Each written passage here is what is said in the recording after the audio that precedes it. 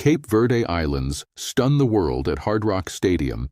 Argentina survive an extraordinary 2 hours of football to edge through 3-2 in extra time, but this was anything but comfortable. Welcome to FairPlay, Football AI Review. The stakes could not have been higher for both sides. Argentina, group winners and tournament favorites, arrived as the world's top-ranked side, seeking a last 16 berth against opponents they were expected to dispatch with authority.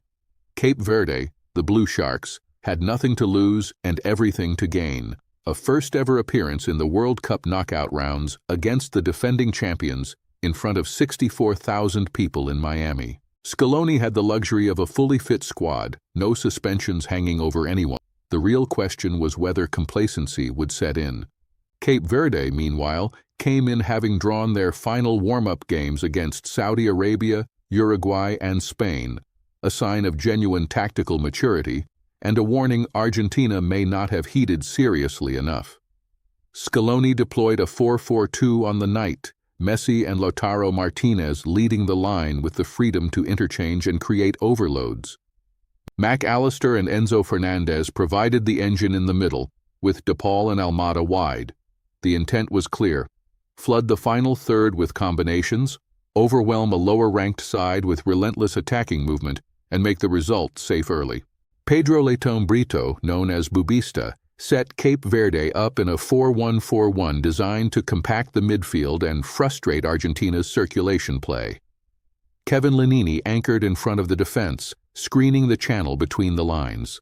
The wide midfielders Ryan Mendes and Jovan Cabral were given license to press aggressively and hit on the counter, with lone striker Nuno da Costa tasked with holding the line and occupying Argentina's center-backs. The structural mismatch became apparent immediately.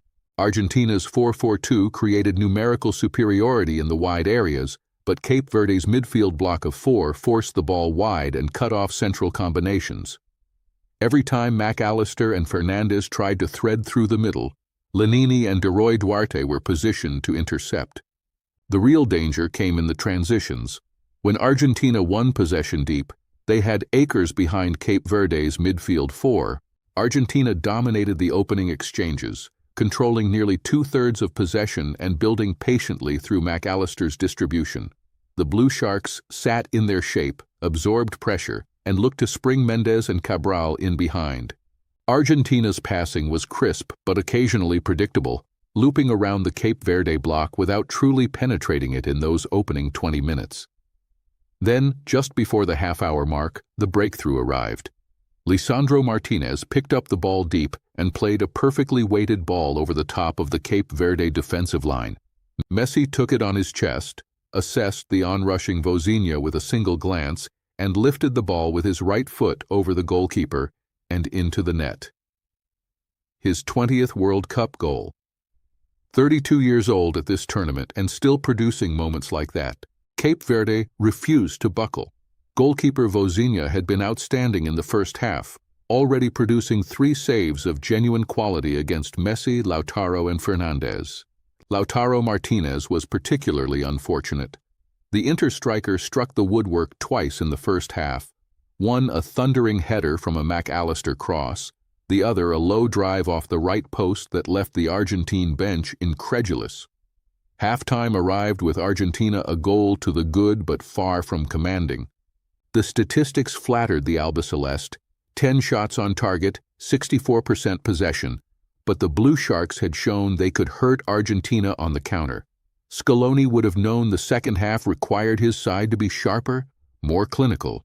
The woodwork hitting twice and Cape Verde still in contention told its own story. Argentina emerged for the second half in much the same shape, but Cape Verde came out with greater intensity, pressing higher and compressing the time on the ball.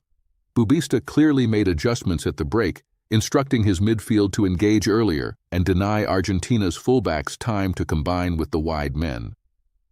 For long stretches after the restart, Cape Verde were genuinely the better side in terms of intent and tempo. De Roy Duarte equalized in the 59th minute, and it was thoroughly deserved. A sweeping move down the right involved Ryan Mendes carrying the ball past Medina with pace and sliding a cutback into the area. Duarte, arriving from midfield, found a pocket of space that Lisandro Martinez had vacated and drove a right-foot shot precisely through the Argentine defender's legs and past Emiliano Martinez. The Miami crowd, already on their feet, erupted. 1-1. Scaloni acted immediately at the 63rd minute, withdrawing Lautaro Martinez and Thiago Almada simultaneously. Julian Alvarez came on to add directness and pressing intensity up front, while Nico Gonzalez provided fresh legs and width on the right side. The double substitution was an admission that the game needed reshaping. Almada had been quiet, and Lautaro had run hard, but wasted too many moments when composure was required. Cape Verde made their own tactical adjustments at 67 minutes, introducing Dylon Livramento for Nuno da Costa and Jamiro Monteiro for Laros Duarte. Livramento's pace immediately stretched the Argentine defensive line, giving Leroy Duarte more room to operate as a second striker rather than a midfielder arriving late. The Blue Sharks smelled an upset. At 80 minutes, Cape Verde made their most significant statement, withdrawing Ryan Mendez and Jovan Cabral and introducing Willy Semedo and Helio Varela, fresh legs built specifically for a fight to the finish. Leandro Paredes replaced DePaul at 84 minutes for Argentina, adding experience and control in front of the back four, while Tagliafico came on for Medina at 86 to provide overlapping energy down the left. 90 minutes arrived with the scoreboard reading 1-1, and the match moved into extra time. Argentina had generated an XG of 2.07 across the 90 minutes. Cape Verde had managed just 0.57, but the scoreline was level. The stats did not lie about who was the better team, but football rewards execution, not dominance. Almost immediately after the restart, Argentina found their breakthrough. In the 93rd minute, technically just 2 minutes into extra time, Messi won and delivered a corner from the right. McAllister flicked the ball on at the near post, and Lisandro Martinez threw himself at it, connecting with his left foot to drive the ball high past Vozinha. 2-1. It was the third fastest goal from kickoff in World Cup extra time since 1966, and it seemed to end Cape Verde's story. It did not. In the 103rd minute, substitute Yannick Semedo, who had just come on at the break between the two halves of extra time, found Sidney Lopez Cabral with a precise pass on the edge of the area. Lopez Cabral opened his body and curled an absolute screamer into the top corner. The XG on that attempt was just 0.03, 2-2. The footballing world could not believe what it was witnessing. In the 111th minute, with both teams utterly exhausted under the Miami heat and humidity, Argentina won another corner. Christian Romero attacked the delivery with power, his header powerful and downward. The ball struck Dini Borges on the way through, glancing off his hand or arm and deflecting into Cape Verde's own net. 3-2. The own goal was devastating, cruel, and ultimately final. The Gonzalo Montiel yellow card at the 115th minute added a moment of tension, but Argentina managed the final minutes with the composure of champions. Extra time ended with no further goals, and Argentina's players collapsed to the turf, not in celebration, but in sheer relief and physical exhaustion after 120 minutes of relentless, punishing football. Argentina's 64% possession and 949 total passes reflected their technical superiority on the ball, but those numbers mask how often Cape Verde forced them into slow, predictable circulation. McAllister's pass accuracy of 92% across the team is impressive, yet the Blue Sharks' 86% wasn't far behind. Cape Verde were not outclassed, they were outexperienced. Argentina generated 22 shots in total, 15 inside the box, with 10 on target. Numbers that look dominant until you consider they needed over 110 minutes to kill off a team ranked more than 70 places below them in the world. Cape Verde managed 16 shots despite registering an XG of just 0.57, meaning Lopez Cabral's curler and Duarte's equalizer both came from low-probability situations. Emiliano Martinez was asked to make just 3 saves. Vozinha, behind him, made 11. Defensively, Cape Verde were heroic for long stretches. Vozinha's 11 saves across the 120 minutes was a World Cup-level performance for the ages. Roberto Lopes and Dini Borges were composure and commitment personified in the back line, with 4 tackles each and strong aerial presence. Argentina's defense, meanwhile, was twice pierced on the counter. Medina was exposed for Duarte's equalizer, and the second goal came from a set-piece failure at the other end of extra time. Lionel Messi was the standout performer for Argentina, though even he would admit it was far from his cleanest showing. He registered 11 shots, 7 on target, 1 goal, and the crucial corner that led to the winner. He was fouled once and still managed 63 passes across 90 minutes. The goal, that moment of pure technical intelligence in the 29th minute, was his 20th World Cup goal, cementing his position atop the tournament's scoring charts with 7 goals in this edition alone. For Cape Verde, Leroy Duarte was extraordinary. 3 shots, 2 on target, 1 goal, 6 tackles, and an engine that drove Cape Verde's pressing game for nearly 100 minutes before being replaced through sheer exhaustion. Ryan Mendes, before his substitution, contributed an assist and 3 shots, operating as the primary outlet on the right wing. But Sidney Lopes Cabral's 103rd minute screamer will live in tournament history, regardless of the eventual result. Lautaro Martinez will wake up thinking about those 2 moments against the woodwork in the first half. 3 shots, 1 on target, 3 fouls conceded in 63 minutes. The numbers are not terrible, but the clinical edge that defines his best performances never arrived. Julian Alvarez, who replaced him, was livelier in his 27 minutes but unable to force the decisive moment before extra time. On a night when Messi carried the attacking burden almost alone, Argentina's other striker failed to deliver. Scaloni's decision to double substitute at 63 minutes showed tactical awareness, but his side still found themselves level at 90 minutes, despite dominating the match statistically.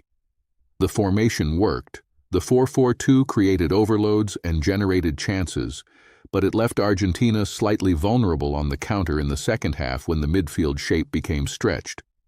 Bubista, in contrast, got every tactical detail right across the 90 minutes and beyond.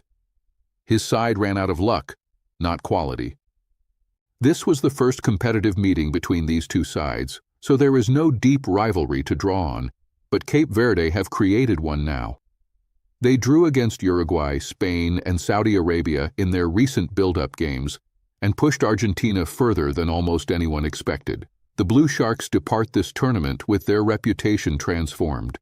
Argentina arrived in Miami off the back of winning their group with 9 points from 9, conceding just 1 goal in 3 matches against Austria, Algeria, and Jordan. The 4-4-2 had functioned like clockwork, but this game exposed a fragility when opponents are organized and dangerous on the counter, something Egypt, who await in the next round, will certainly have noted. Cape Verde's recent form told the story of a team building something. They finish with their heads held high, knowing they took the world champions to the brink in extra time at a sold-out stadium in Miami. Argentina march on into the last 16 as one of the tournament's standout teams. The group stage 9 points look utterly convincing, and Messi's 7 goals make him the tournament's leading scorer by a margin. But this match revealed a team that can be frustrated, unsettled, and forced into moments of genuine anxiety, and Egypt will be well drilled enough to attempt exactly that. The remaining fixture for Argentina is a round of 16 clash against Egypt in 4 days' time. Egypt are a disciplined, defensively compact side capable of absorbing pressure and threatening on set pieces. Argentina will need to be significantly sharper, particularly in the first hour, if they are to avoid another endurance contest. The Scaloni camp will know the margin for error narrows with every round. My prediction is straightforward. Argentina will qualify past Egypt, but only if they can rediscover the ruthlessness they showed in the group stage. This match proved they have the quality to win ugly and late.